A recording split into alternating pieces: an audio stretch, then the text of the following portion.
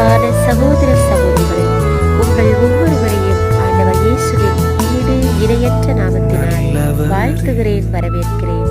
ஆமென்.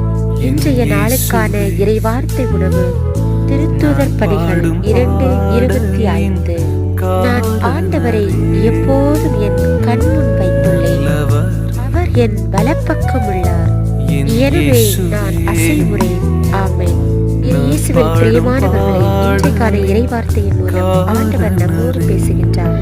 ஆண்டவர் மீது நம்பிக்கை வைத்திருப்பவர்களோ புதிய ஆற்றல் பெறுவர் என்று நாம் வாசிக்கிறோம் அல்லவா?